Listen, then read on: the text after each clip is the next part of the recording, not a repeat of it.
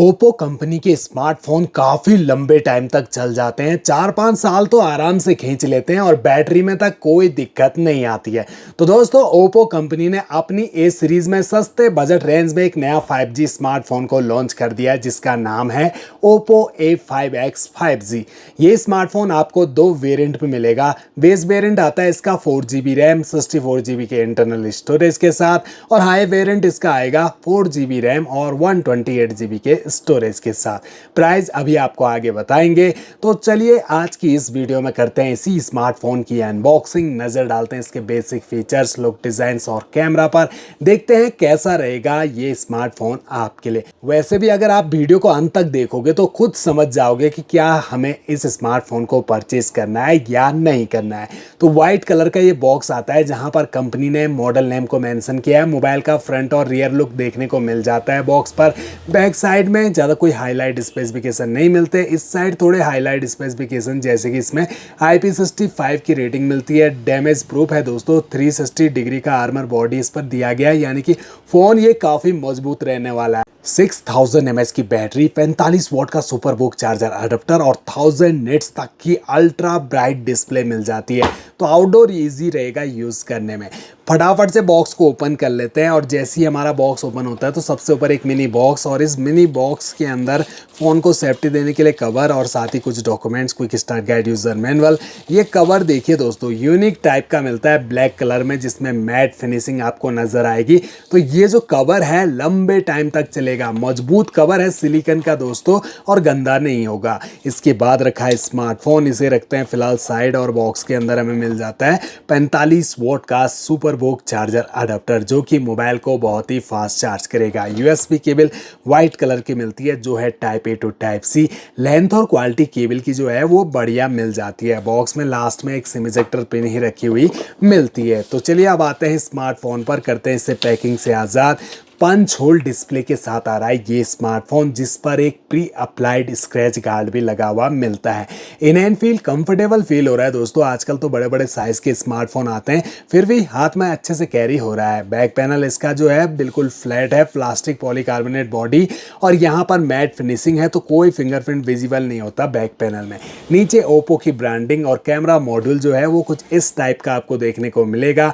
यहाँ पर दो बराबर साइज के लेंस उठे हुए हैं, और लेंस पर सेफ्टी रिंग बनी हुई है। मेन प्राइमरी कैमरा 32 मेगापिक्सल का, और दूसरा AI लेंस कैमरा दिया है विद LED फ्लैश लाइट, और front selfie camera only 5 megapixel का मिलता है। बॉक्सी टाइप का है ये स्मार्टफोन, जिसके चारों कोने राउंडेड और साइड पैनल बिल्कुल फ्लैट प्लास्टिक बॉडी के साथ। जहां राइट साइड में मिल रही है पावर ऑन की, यहीं पर fingerprint sensor plus volume rockers. ऊपर की साइड आपको कुछ नहीं मिलता है, यानी कि आपको स्पीकर ग्रिल भी नहीं दिया है ऊपर की साइड, और सेकेंडरी माइक तक नहीं मिलता है। लेफ्ट साइड में सिम ट्रे, और इस ट्रे को हम सिम इजेक्टर टूल की सहायता से ओपन करके देखें तो हाइब्रिड स्लॉट, एक बार में 2 सिम कार्ड या एक सिम कार्ड एक मेमोरी कार्ड ही लगा सकेंगे। बॉटम साइड में 3.5 mm का audio jack, primary mic, charging jack और स्पीकर ग्रिल दिया गया है, यानी कि ये स्मार्टफोन सिंगल स्पीकर के साथ आ रहा है। अब स्मार्टफोन तो हमारा फुली इंस्टॉल है। इसकी जो ब्राइटनेस है 100% करें तो डिस्प्ले में कलर्स और ब्राइटनेस काफ़ी तगड़ी मिल जाती है। आउटडोर सनलाइट में भी यूज करना पड़े तो वहां पर भी डिस्प्ले में विजिबिलिटी काफी ज्यादा रहेगी। एजेस जो है वो कॉर्नर ऊपर से पतले, लेकिन नीचे चिन काफी ज्यादा आपको नजर आएगी। एक बार करीब से देखिए डिस्प्ले को, कलर्स बहुत ही बूस्टेड आपको डिस्प्ले में मिल जाएंगे। अब यहां पर हम स्क्रॉल अप करें तो फोन में मौजूद सभी एप्लीकेशन नजर आती है। प्री इंस्टॉल एप्लीकेशन के साथ साथ काफी सारे फालतू के प्री इंस्टॉल गेम्स भी भरे पड़े हैं दोस्तों। आप इन्हें फोन परचेज करते ही तुरंत अनइंस्टॉल कर दीजिएगा। फोन का UI बिल्कुल क्लीन रखना चाहिए। स्क्रीन रिफ्रेश रेट 120 हर्ट्ज तक का मिल जाता है, जिस वजह से आपको फोन का जो टच है वो स्मूथ और फास्ट मिल जाता है। अब बात करें इसके डिस्प्ले साइज की तो 6.67 इंच की मिल रही है इसमें HD plus display IPS LCD panel के साथ। Aspect ratio 20:9, screen resolution 720x1604 pixel, और पिक्सल डेंसिटी आपको मिलती है 264 ppi की। स्क्रीन टू बॉडी रेशो 89.9% का, और इसकी हाइट है 165.7 मिलीमीटर, 76.2 मिलीमीटर की विड्थ और 8 mm की थिकनेस।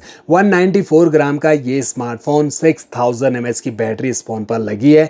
फोन को कंपनी ने काफी अच्छे से मैनेज किया हुआ है। 6000 mAh की बैटरी लगी होने के बावजूद इसका वेट जो है 200 ग्राम से ऊपर नहीं गया और थिकनेस इसकी 8 mm से ऊपर नहीं गई। अभी ये स्मार्टफोन Android 15 पे रन कर रहा है और इसी पे रन करता रहेगा, क्योंकि कंपनी ने कहीं भी मेंशन नहीं किया कि इसमें मेजर OS अपडेट दिए जाएंगे, यानी कि 16 17 के कोई अपडेट नहीं मिलेंगे, लेकिन 2 साल के सिक्योरिटी अपडेट दिए जाएंगे।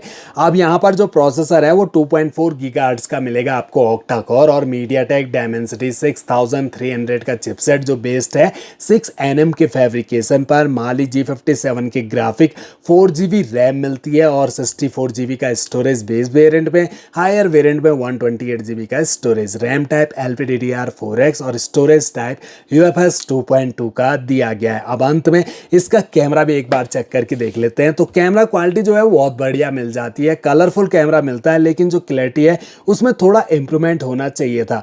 32 मेगापिक्सल का कैमरा जिसमें आपको 10x तक का जूम सपोर्ट मिल जाता है। वीडियो अगर आप शूट करते हो तो HD फुल HD में आप इससे वीडियो रिकॉर्डिंग कर पाओगे, लेकिन 30 FPS का ही सपोर्ट मिलता है। बाकी प्रो मोड भी मिल जाता है। अगर आपको फोटोग्राफी का नॉलेज है तो आप यहाँ से पूरा कंट्रोल करके अच्छी सी फोटो कैप्चर कर सकते हैं।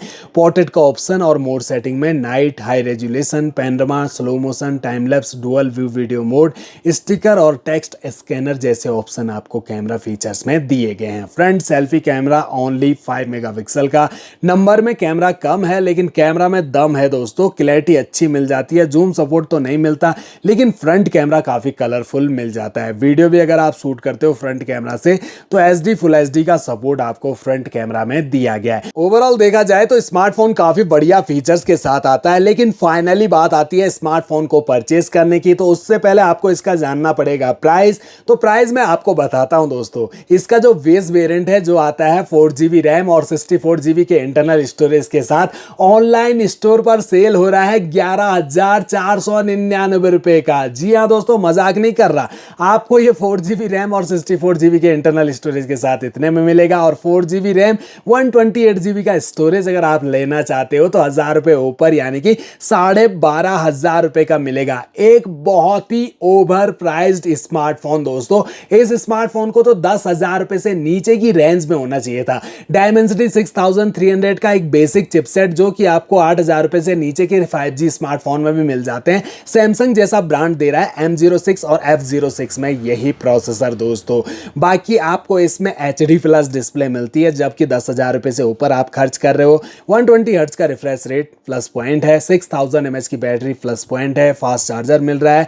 लेकिन दोस्तों फिर भी आप ध्यान दीजिए 64GB का स्टोरेज, 11,500 रुपए खर्च कर रहे हैं और पता भी नहीं लगता आज के टाइम 64GB का स्टोरेज कब फुल हो गया और नोटिफिकेशन आना शुरू हो जाएंगे कि your storage almost full, please delete some data. Phone में प्रॉब्लम तैयार हो जाएंगी, लैग इशू, फोन स्लो हो जाएगा, आपको कुछ ना कुछ डिलीट करते रहना पड़ेगा अपने फोन को लंबे टाइम तक स्मूथ रन करने के लिए। तो मेरे हिसाब से अगर ये स्मार्टफोन 10,000 रुपए से नीचे का होता तो मैं कहता कि परचेज कीजिए, अच्छी क्वालिटी का फोन है। जी हाँ दोस्तों, लंबे टाइम तक चल जाते हैं, लेकिन इसका मतलब ये थोड़ी है कि इतना ओवर प्राइस लगा के हमें दिया जाए ये स्मार्टफोन। बाकी तो अपनी अपनी पसंद आप कमेंट बॉक्स में बताइए दोस्तों, क्या इतने पैसे लगा के आप इस स्मार्टफोन को परचेज करना चाहोगे जो कि सिर्फ और सिर्फ बेसिक यूज के लिए है। बस इसमें WhatsApp, YouTube, Facebook, Instagram, Telegram, Google पे, फोन पे बेसिक सी एप्लीकेशन चलेंगी। गेमिंग का भी सोच के मत परचेज करना, गेम चलने को चल जाएंगे, लेकिन अगर आप लॉन्ग टर्म गेम खेलते रहोगे तो फोन में हीटिंग इशू आएंगे, लैग इशू अलग फेस करने पड़ेंगे। बाकी आप समझदार हैं, समझ गए होंगे। आप परचेज करना छोड़ दोगे तो कंपनी को मजबूरन इसका प्राइस ड्रॉप करना पड़ेगा।